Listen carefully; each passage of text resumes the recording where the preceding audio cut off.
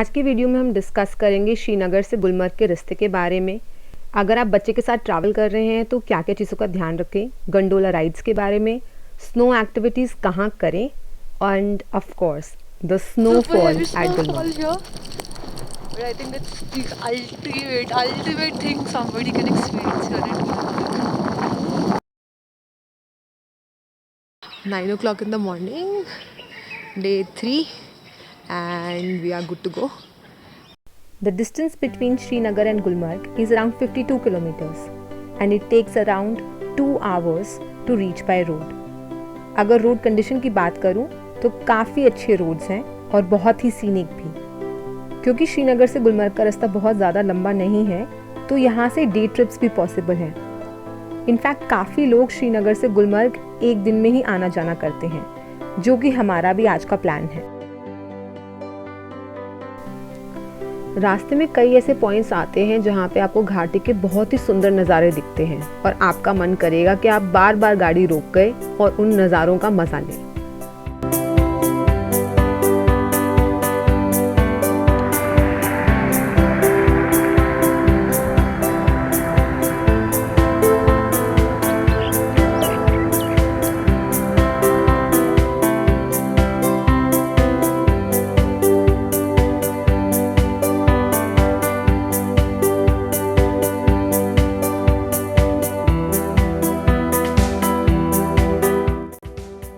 अब हम गुलमर्ग एंटर कर गए हैं। It is situated in Pir Panjal range of Himalayas with in the Gulmarg wild life sanctuary. Gulmarg का नाम ओरिजिनली गौरी मार्ग था, विच मेंट पाथ ऑफ देवी गौरी, जिन्हें हम माता पार्वती के नाम से भी जानते हैं। But it was change to Gulmarg in 1500s by then ruler of Kashmir Yusuf Shah चक।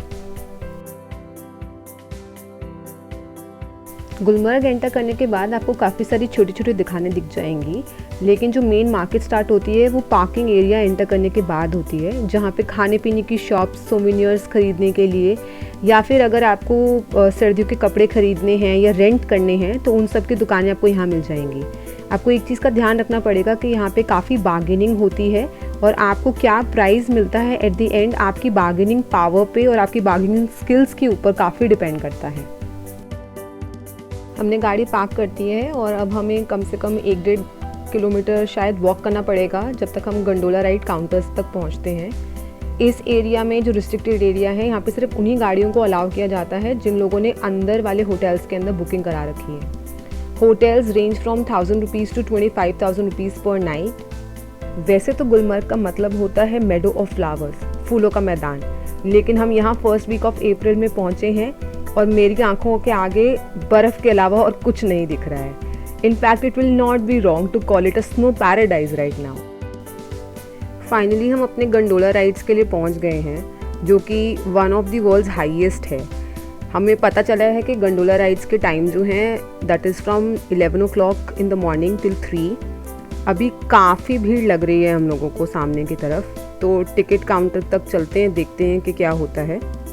आप देख सकते होंगे ये वेटिंग एरिया है before we board the gondola rides, और यहाँ पे बहुत ज़्यादा भीड़ है।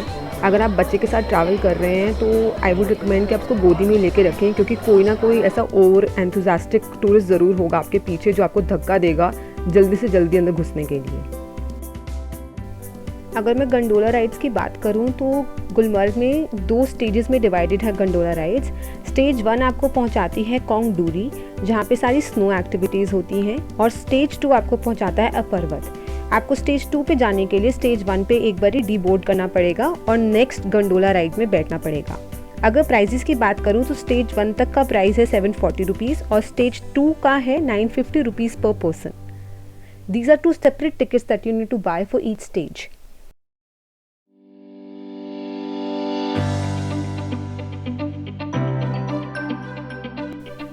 लेवल 1 पर उतरते ही काफ़ी भीड़ नज़र आ रही है, so we decided that we can actually go directly to level 2 and see if there is less crowd there.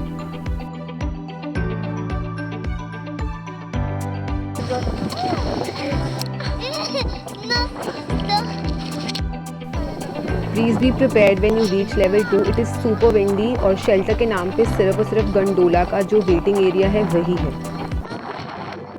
So guys, this is the second level of the Gulmarg cable car. ये almost top है। अब मेरे पीछे भी देखेंगे तो यहाँ पे आपको गुलमर्ग का टॉप नज़र आएगा और चारों तरफ बर्फ़ गिरी हुई है। अभी हमारे सामने जैसे ही हम ऊपर पहुँचे यहाँ पे बर्फ़बारी शुरू हो गई, इसीलिए यहाँ पे आपको शायद अभी कोई टूरिस्ट भी नज़र नहीं आ रहा होगा। ये देखिए कोई टूरिस्ट नहीं है। I am the only person standing here and you can see Himalayan peaks behind me.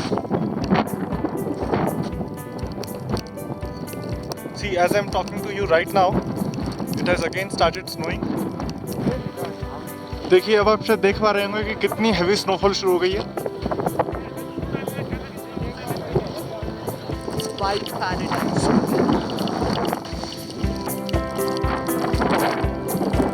Super heavy snowfall here. But I think it's the ultimate thing somebody can experience here. जब तक हम level 1 पर वापस पहुँचे यहाँ पे भी बर्फ़ गिरनी स्टार्ट हो गई है और बहुत अच्छा आइडिया नहीं लग रहा कि हम बर्फ़ में फिर से जाकर स्नो एक्टिविटीज़ करें। लेकिन अगर आपको इंटरेस्ट है स्नो एक्टिविटीज़ करने के लिए तो उसका ऑप्शन सिर्फ और सिर्फ लेवल 1 पर ही अवेलेबल है। लेवल 2 पे आपको स्नो एक्टिविटीज़ नहीं मिलेंगी। हमारा स्नो एक्टिविटीज़ मिस करने के मेजर 2 रीज़न थे। एक तो बर्फ़ बहुत ज़्यादा गिर रही थी और हमारी बेटी को ठंड लगनी स्टार्ट हो गई थी, और दूसरा ये कि ये काफ़ी ज़्यादा क्राउडेड था। So we plan to skip it for this time. कुछ पॉइंट्स जो वर्थ मेंशनिंग हैं वो ये हैं कि अगर आप बच्चे के साथ ट्रैवल कर रहे हैं और लेवल 2 तक जाना चाहते हैं, इट विल बी बेटर अगर आपका बच्चा कोई भी डिस्कम्फर्ट कम्युनिकेट कर पाए आपके साथ, क्योंकि काफ़ी देर खेलने के बाद ऑल्दो हमने रबर बूट्स लिए थे फिर भी बूट्स के अंदर भी पैर गीले हो गए थे मेरी बेटी के।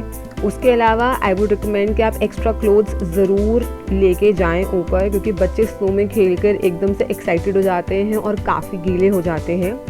We carried 2 pairs of jackets and everything, but मैं 2 पेयर सॉक्स के भी लेके गई थी, फिर भी सॉक्स गीले हो गए थे। तो आई वुड रिकमेंड कि आप 4-5 जोड़ी सॉक्स ले जाएं अगर आपके बच्चे भी बहुत ज़्यादा एक्साइटेड हो जाते हैं स्नो को देखकर, जैसे हमारी बेटी हो जाती है। Ended with our gondola ride. This was the entry point.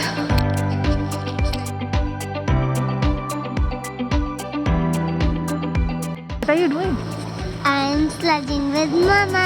अगर आप अप्रैल का महीना समझकर अपने पूरे विंटर क्लोथ्स के साथ नहीं आए हैं, I can not recommend enough कि आप यहाँ से नीचे पार्किंग एरिया से ही चाहे तो कपड़े खरीद लें या रेंट पर ले लें, क्योंकि ऊपर आपको काफ़ी ठंड लग सकती है और ऊपर रेंटल का कोई ऑप्शन अवेलेबल नहीं है।